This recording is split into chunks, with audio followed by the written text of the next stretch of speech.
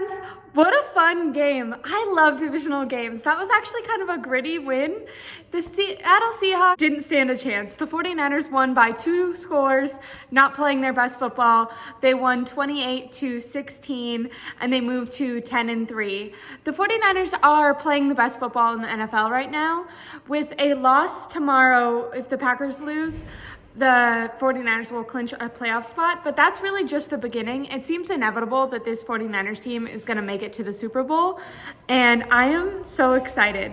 A lot of standouts happened today, so we're going to start on offense, and we're going to start with Brock Purdy. After scoring in under a minute on the first offensive drive of the game, the 49ers offense kind of slowed down a little bit, and that was because Kyle Shanahan had schemed up a lot of the intermediate short passes that usually go for tons of yards after the catch. Those can usually be really explosive plays for this 49ers offense. Unfortunately, Seattle was completely prepared for them and they were not getting any momentum at all. Because of that and because of poor O-line play, Brock Purdy really struggled to start the game. All that switched around though when Brock Purdy and Kyle Shanahan decided to accept the Seahawks challenge and start trying to show them that they could beat the Seahawks by throwing the ball down the field.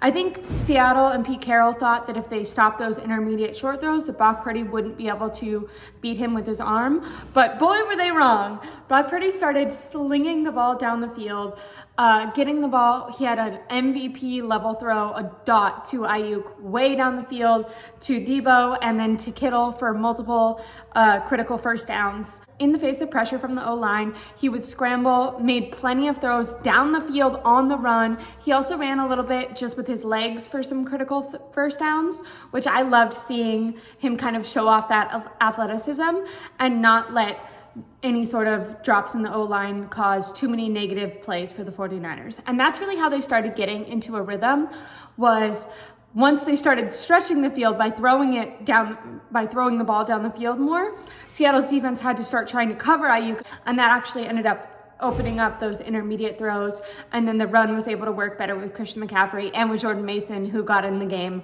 multiple times as well.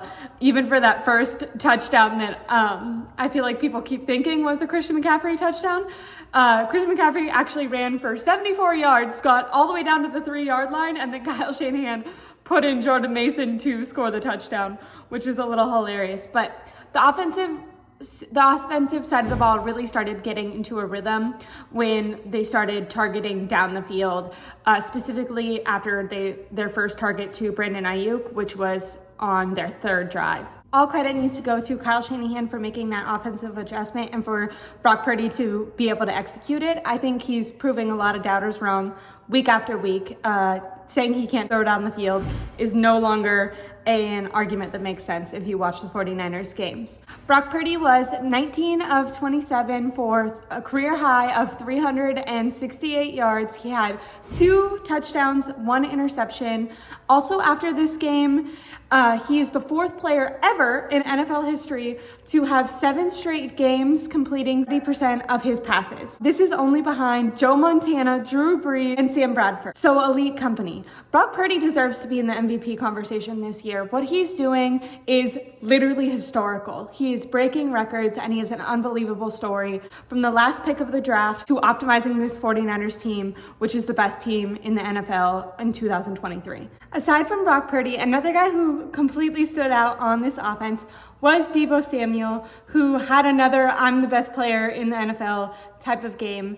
The 2021 Debo Samuel has been coming out to play. Kyle Shanahan, after this Seahawks game, was asked about Debo Samuel's production this year and compared it to last year when he did have that fluke year. And Kyle said, although he was dealing with injuries to start the year, that he seems to really be coming back and coming into form, that he's taking practice really seriously, and that it's showing up in these games. He completely manhandled this Seattle team. He was catching balls in the face of corners, running super aggressively, breaking tackles. He scored a passing touchdown and a rushing touchdown. Debo came out to play today and completely set the tone on offense. When he is playing like this, he is just completely unstoppable, and it seems so unfair that the 49ers have Debo Samuel playing at this 2021 level, and then they also have Christian McCaffrey, who played phenomenally today. He showed out ran super physical, was always falling forward.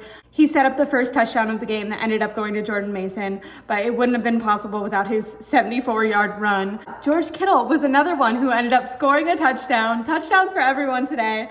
This 49ers team is, like I said, completely unstoppable when they're playing like this. George Kittle had tons of critical first down plays.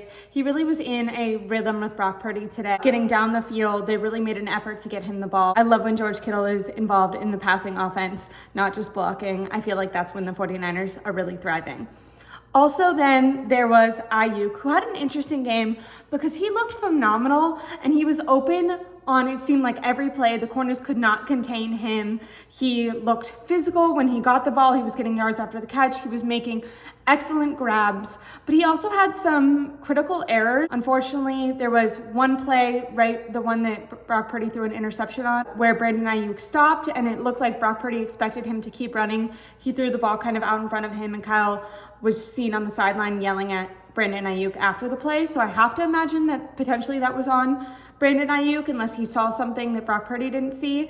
Unfortunately, I don't think that they're ever gonna, say whose fault that was.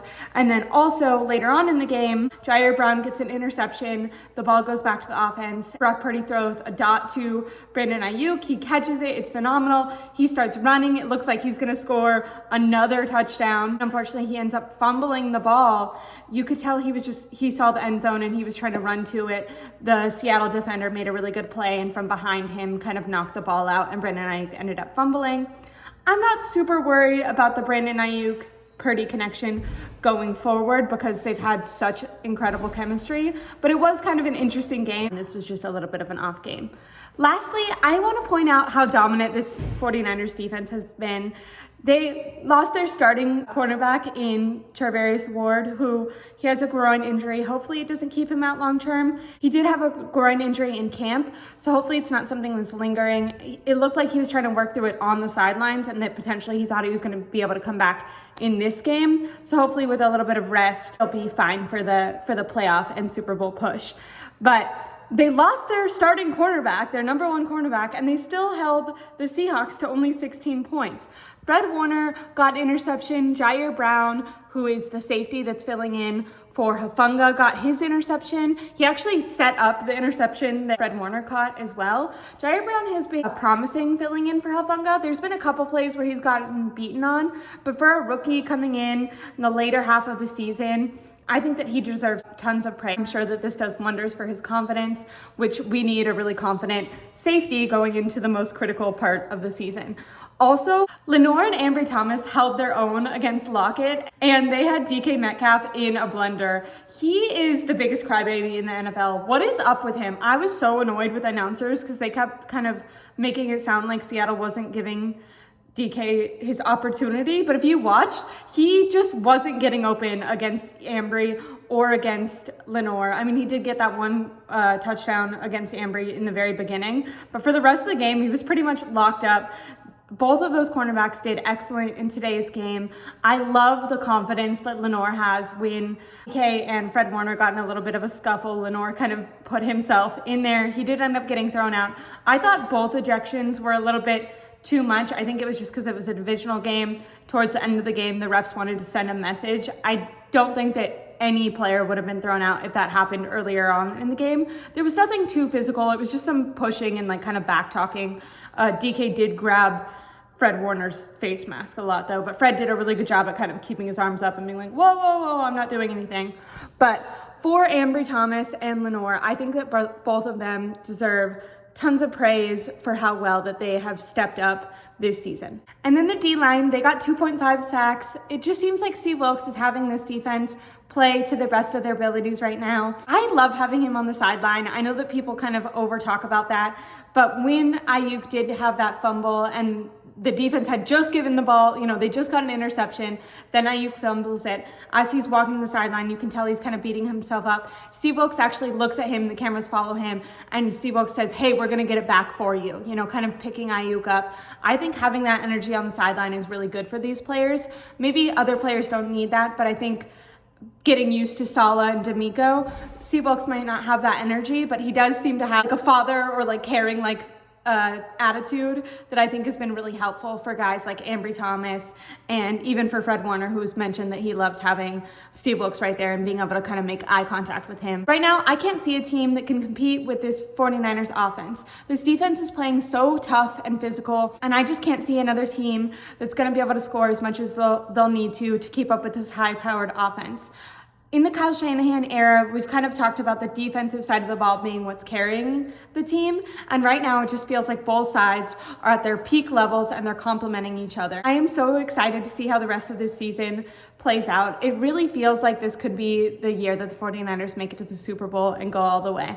But we're getting ahead of ourselves. We'll have to see. Please like and subscribe to my YouTube channel because I'm going to be doing analysis about this game and the upcoming games all week and for the rest of the season. Hopefully we get that number 1 seed. Right now, the Eagles and Dallas are playing, so I think 49ers are Dallas fans, which is terrible to say, but if the Cowboys win, then the 49ers have a much better chance of getting that number 1 seed and getting a bye week, getting to rest, and then hopefully to the Super Bowl rolling. But we'll see how everything plays out. Thank you guys so much for all the support, and what a great game. Bye!